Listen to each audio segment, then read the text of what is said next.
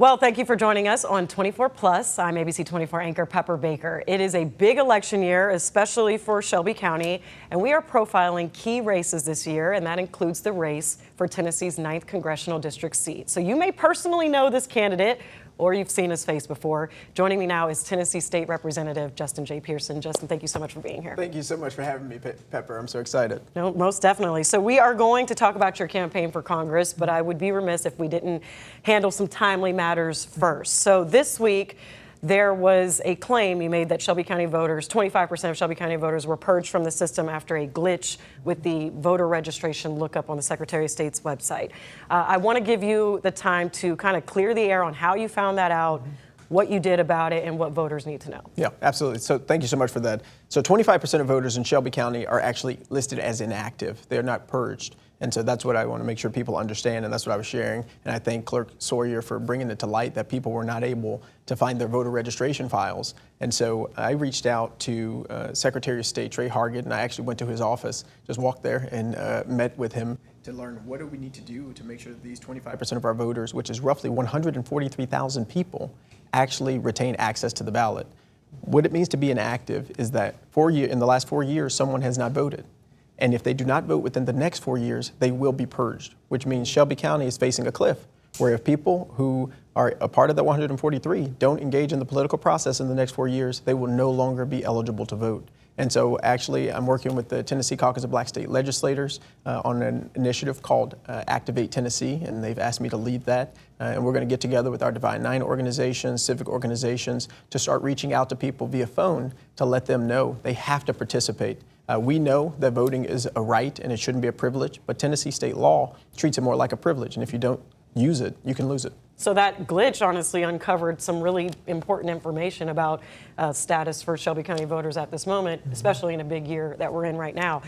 We did show that Facebook post. It was both Clerk Sawyer and your Facebook post right next to each other with the claim and whatnot. So a lot of people that I spoke with when we were trying to verify the information were a little concerned at how fast you all's initial posts spread on social media. So I just want to ask, is there any accountability on just how much influence you do have with what you put out there and the information you put out there, and just making sure everybody knows what is real and what is true and what is not? Absolutely. I mean, I have a significant platform and a lot of supporters in this district and in this community, which is why we actually did research to find out the weekend before actually this news started to happen that 25% of our voters were inactive. And so I was already working on this when the technical glitch was found by Clerk Sawyer. But what is not a glitch, and what I need people to understand, is that 25% of the people who are currently registered in Shelby County have been listed as inactive. And that was the fact that I shared in my comment, which was later turned into a post. The truth of the matter is, if we do not engage people in this political process, and I'm speaking to myself as a candidate and other candidates, we are facing potentially 25% of the people who are currently registered not being able to vote when they are purged in 2029. And so one of my responsibilities, right, when sharing information is to make sure we have research, which we do, going to the source, which is the Secretary of State, which I did, and also reaching out to Linda Phillips, who's the leader of Shelby County Election Commission, and she and I spoke early in the morning to discuss how can we make sure that those voters get engaged. And I know there's a lot of emphasis on voter registration, but we have to do some work on voter mobilization. And I think this is raising attention about our need to participate in civics and to get people in our families, in our communities, more engaged in the process so that they don't lose the right to vote. Okay, yeah, that's a good point there. Last point on this, because we need to get to your campaign discussion, what we're really here for. Do you have concerns about integrity in the upcoming elections? I do not have concerns about integrity in the upcoming elections. What I do have concerns about is the Donald Trump administration taking ballots in Georgia. What I do have concerns about is the Secretary of State's office in Tennessee handing over ballots to the Trump administration. We do not need to see Social Security numbers and access to our voting information being given away to this administration without clear chain of custody and without information about what they're going to use it for. And so while I'm not so worried about there being a corruption of our system, I am deeply concerned about how information may be used by this administration. Okay. So if you looked voters in the eye, which I think we said was right there, what do you want them to know about what they need to do now ahead of that May 5th primary? That's right. So here's what you need to do now for everybody in Shelby County. Go check your voter registration first. If you have moved, which oftentimes is what leads to people being listed as inactive, update your address with the Shelby County Election Commission and go and vote. Go and use that right that so many of our ancestors fought for us to have. But also, it is the only tool that we have to fight the tyranny, to fight the injustices, and deal with the policy implications that we know are necessary to tackle poverty and the causes that we care so deeply about. So go check your registration. Go update your address if you have moved, but then go and participate in the process, and look forward to more information from me directly and so many organizations about Activate Tennessee. Okay, good message there. All right, let's get to what we are here for. So you are running for the 9th Congressional District seat of Tennessee. Why do you think now is the time? Yeah, I think now is the time because, one, I love this district and it's made me into the person that I am.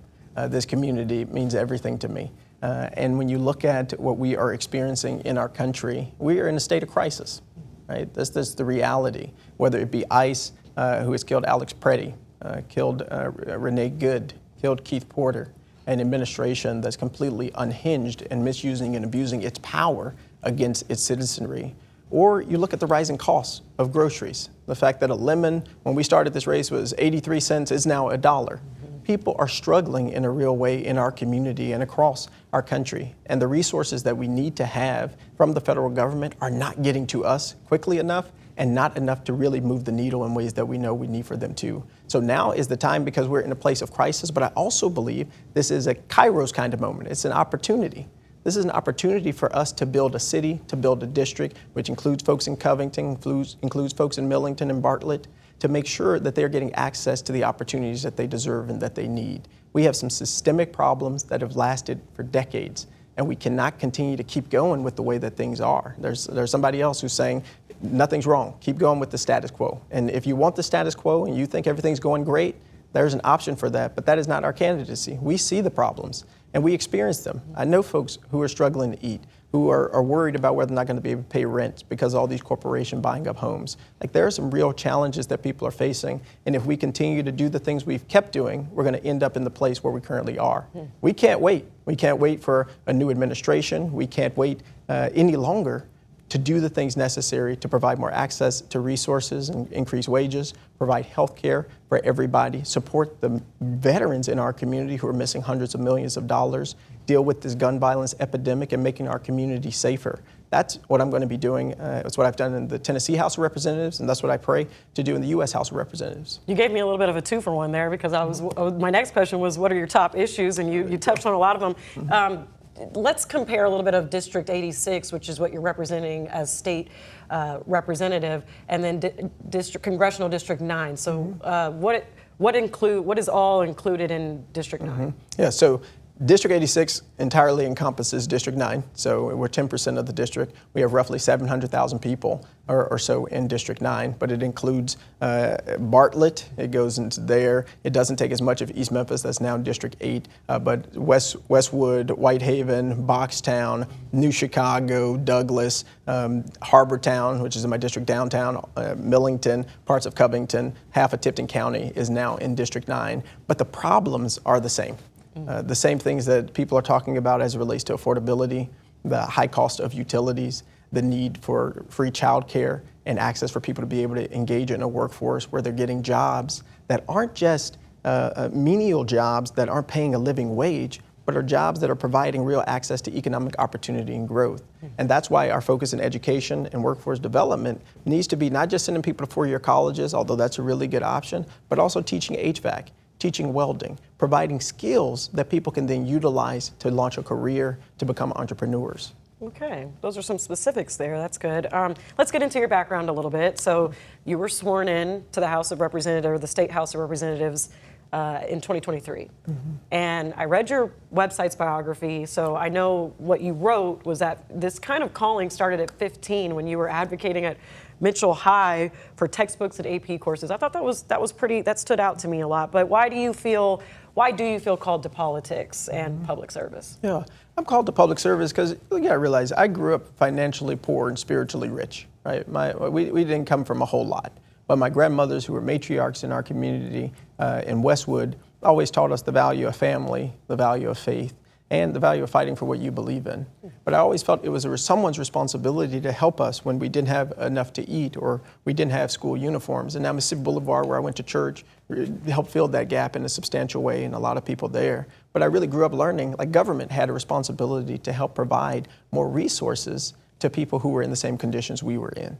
And when I look at coming home and being 15 years old at Mitchell, we didn't have textbooks in many of the classes that I was in.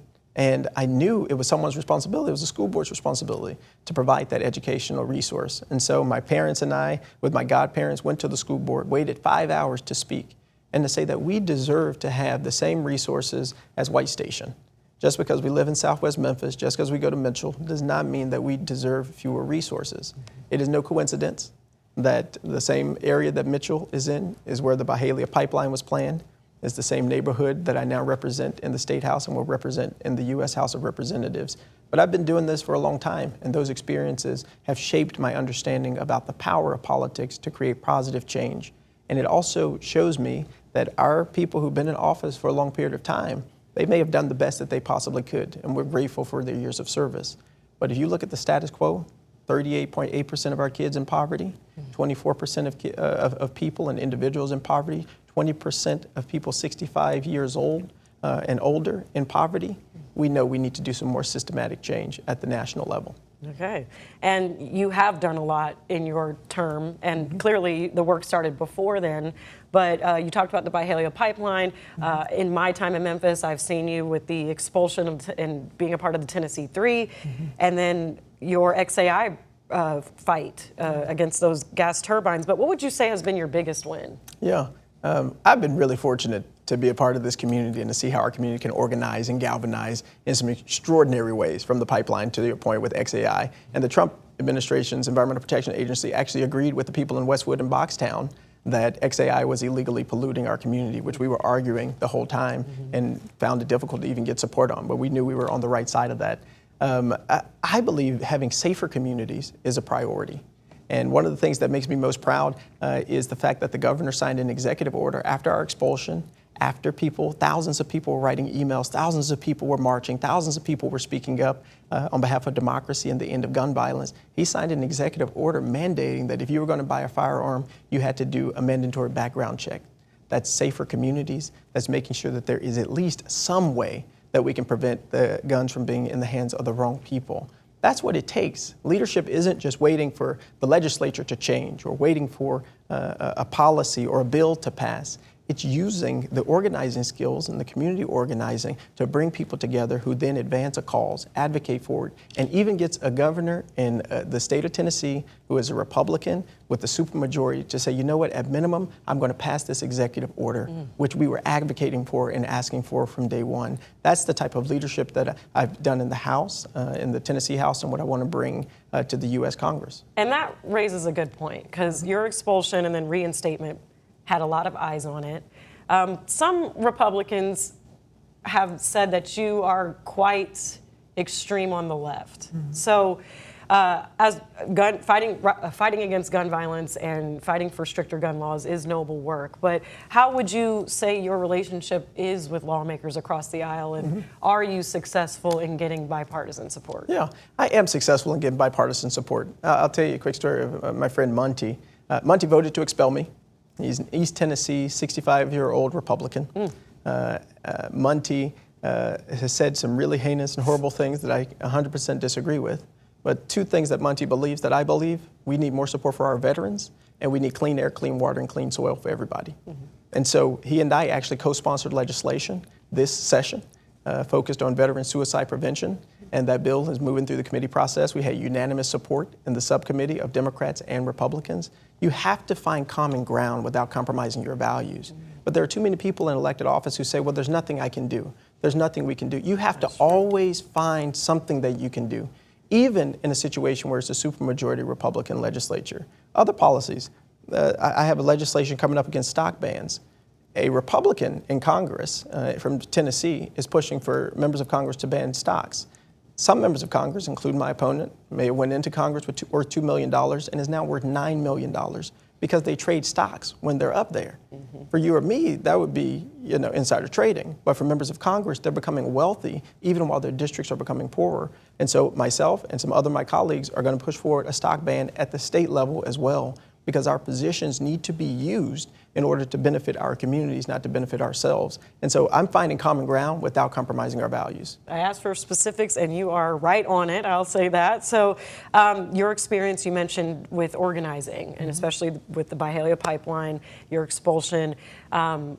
Turning now your experience in the House, how is that preparing you for Congress? The Tennessee state legislature is the best place in the world to have learned how to do this work because it's difficult, right? We don't have control of the House. We don't have control of the Senate. We don't have control of the governor's mansion, which is the same trifecta that we currently have in Congress. But that doesn't mean that you stop working. And so right now I'm working to get summer EBT for people, 70,000 people in our community, but 700,000.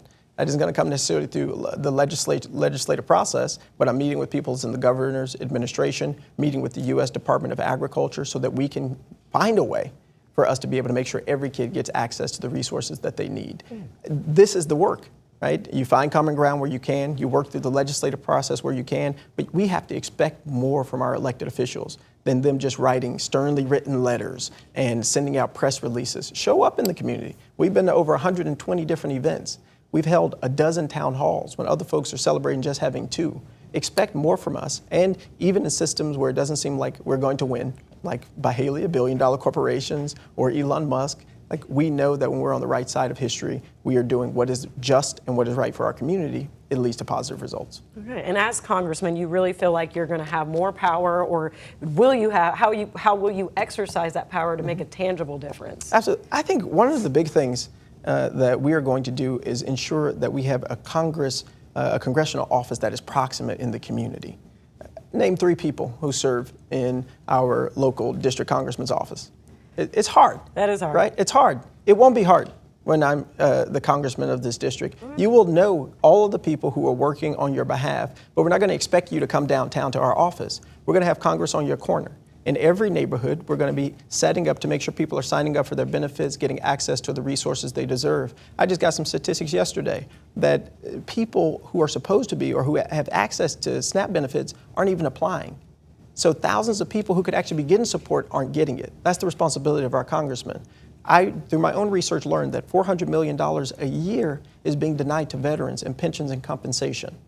And that's continued year over year. We're talking about billions of dollars of money that could have been in the pockets of our veterans. I'm going to see the Secretary of Veteran Affairs, just like I saw the Secretary of State, to demand that the systems and the ratings be more fair and more just for the veterans that we work with. We're going to have someone designated to support our unions in our community. I'm a part of a union, TSEA, to protect the working class and the rights of working class people. So it's going to be a more proximate office than what we're currently experiencing. Okay, and one thing about Congress is you will have more of a hand in federal partnerships.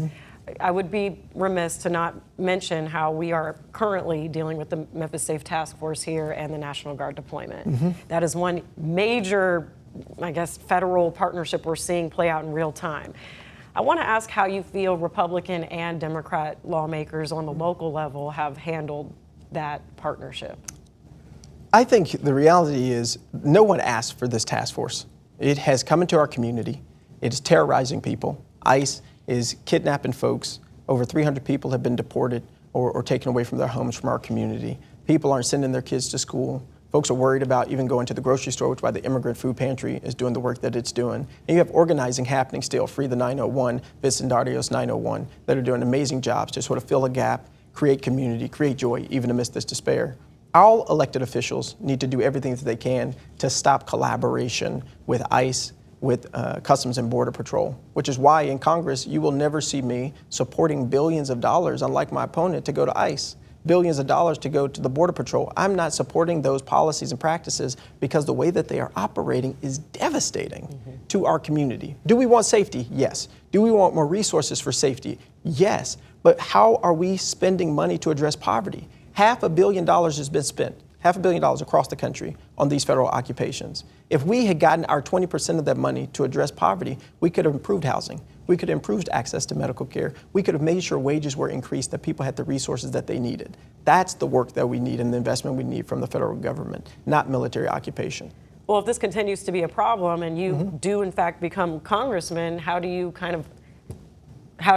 work against it, or what will you do to make sure that people aren't getting their rights infringed upon? Well, we have to do two things. One, we have to leverage the power of the office to make sure that we are not passing legislation or supporting bills in Congress that are funding these agencies, which is why Democrats should have been more aligned on making sure DHS did not receive funding in this last bill. But it's also making sure we're doing our work here locally. And I'm doing this already. We're preparing myself and Representative Gabby Salinas to do a public hearing based on the task force, as well as the consequences that it's had on our community and ICE operations here as well. In addition, I went up to Minnesota. I met with legislators, 50 legislators from over 25 states. I attended the vigil of Alex Preddy with 3,000 people in 3-degree cold weather to be a part of. That's what leadership is. You have to show up for your community members, particularly places that are ground zero for this tyrannical government. That's the work that I'm going to continue to do in Congress. Okay. I'd say it's convincing. I like it so far. Your fundraising efforts. Yeah. I've actually looked at it myself. It's you got a big old number there, but are you able to tell us your dollar amount today? Yeah. We have raised nearly $800,000 for our campaign. We are one of the largest fundraisers against an incumbent. And what makes me most proud is that this is people-powered. We're not taking a single cent from corporate PACs, unlike my opponent, who has $1.8 million mostly from corporate PACs. We have over 13,000 individual contributions in this last quarter, where he just had 14 big dollar donors. We had 13,000 people in Memphis, in Tennessee, across the country who believe that it is time for new energy, new vision, a new voice to meet this moment. Politics is so different now than it was 2 years ago, 5 years ago, 20 years ago, certainly 40 years ago. And we have to have new energy to meet it. And that doesn't mean we don't have the wisdom of elders, because that's imperative. But I do think we need some new energy to address this moment. And our fundraising is going well, and we're working hard for every single dollar and every single cent. And so if you would like to contribute, go to votejustinj.com. Money does talk. Successfully running for Congress is kind of like a multi-million-dollar effort now. And you mentioned what money you would accept and wouldn't accept. Some voters would say all money's not good money. So Sure. Are there any specific fundraising sources you would not accept? Yeah, as I'm not taking a single cent from any corporate PAC. Keep your money. I've seen what is done. Democrats and Republicans, my opponent included, get money from these same sources who are increasing our prices, same sources who are not pushing legislation that would increase the minimum wage, pushing legislation that would not increase access to health care. And so they're in essence buying the political power and the political voice of our elected representatives. And I refuse to be a part of that. So I'm not going to accept a single cent of corporate PAC money. We're going to do this through individuals. If the Human Rights Campaign wants to support organizations that are social justice minded and oriented, that's what we're doing. But I'm not going to be beholden to any corporation. Okay. All right, you brought up your competitor before I did, but you really led me into it. I want you to listen to a snippet from Congressman Steve Cohen that we've played on our broadcast before when we asked him about your run for Congress. Sure. Justin wants to go on to a new stage. He's good on stage. He reacts, he does the act real well, but he doesn't have any experience. So a quick little bite there, but I would say a lot was said in there. Why do you think that you are the better choice over incumbent Steve Cohen? Yeah, I appreciate Steve Cohen and his decades of service to this community. And Steve done the best job he possibly can. And we're all grateful for that. But the reality is, look at where we are. We have a tyrannical government. We have a dictator who has taken over the presidency. We have poverty that is increasing rapidly. We have a need for 55,000 units of housing for people who make $17,000 a year. And this community knows me. Since I was 15, I've been organizing here.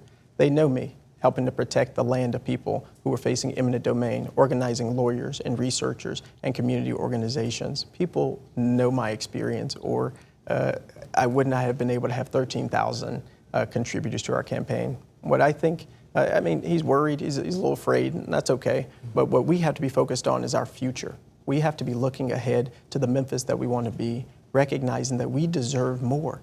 And Memphis needs more in this moment in time, and we need an advocate. We need someone who will show up, someone who will speak up. And so my pitch to voters and our campaign tagline is, it's about us. This isn't about voting against Steve. This is having the opportunity to vote for something. Vote for a future where we have an increase in the minimum wage. Vote for access to affordable health care for everybody. Vote for veterans getting the resources that they need. An advocate against gun violence prevention who has risked his own career to do something about it. You have an opportunity in this campaign to vote for somebody. And I'm not going to knock anybody down. I'm not going to beat it. I'm not going to talk down at people. He's done the best he can. But anyone who is alive realizes that this cannot be the best.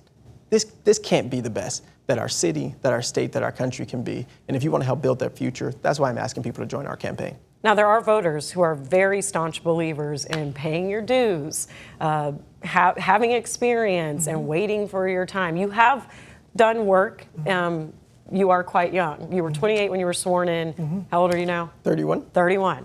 I'm 31 too, and I hear it in my own business as well, that I got to pay my dues. But embellish a little more on that, or what do you have to say to those voters? Yeah, absolutely. And let me say two things. One, I have more political experience in elected office than the mayor of Memphis had when he was elected, than Harold Ford Jr. had when he was elected at 25. And I have roughly the same amount of political experience in elected office as Harold Ford Sr. has when he was elected to Congress at, I think, 29 years old, and I'm older than he was. And so we have a history. If you look at the past three people who were the United States congressmen, there is a history of 2 out of those 3 being relatively younger. But I have more political experience than Harold Ford Jr. had when he became the United States congressman, and I'm older than he was. And so this is some facts. But here's the thing. I thought about this. I've prayed about this. But there is an urgency in this moment. We can't wait 2 years for change. We don't know what the country is going to look like. Look what's happened in the last 12 months. And what did I do to seek to prevent it? I traveled all across the country for Vice President Harris, doing my best to preserve this constitutional democratic experiment. Right? What are people doing to do the work to preserve this country? And the reality is right now, in this moment in time, we can't afford to wait. We can't wait on someone saying they want another committee position, or someone saying, if you just let me go back one more time, I'll then leave. We don't have time to play any games about our future.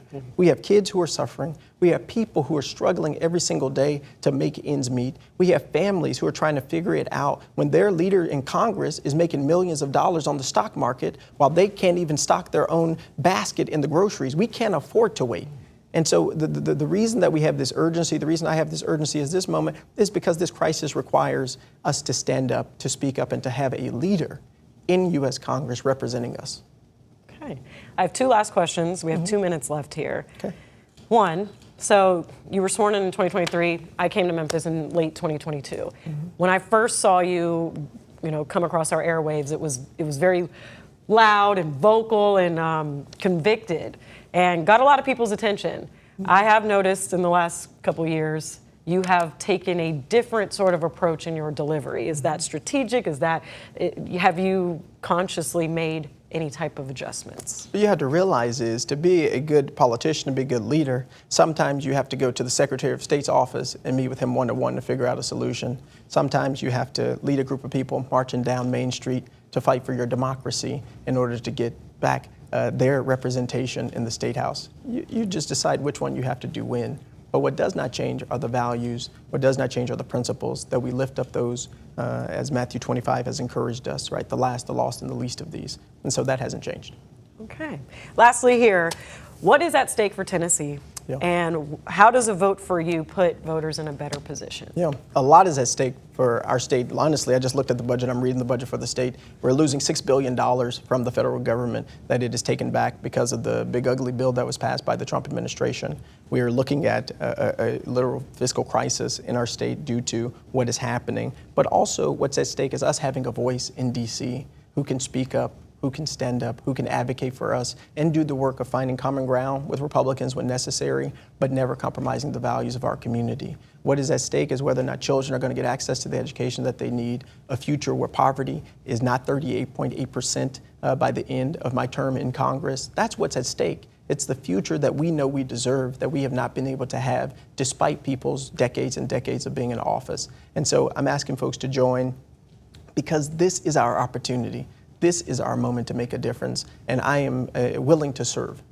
Okay, well said. Mic drop moment for you there. All right. Thank you so much for coming in. I know you have a busy schedule. And thank you all for watching. Please continue to follow ABC 24 and 24 Plus. It's a big election year, and we are going to do our part to keep you informed. But for now, thank you for watching 24 Plus.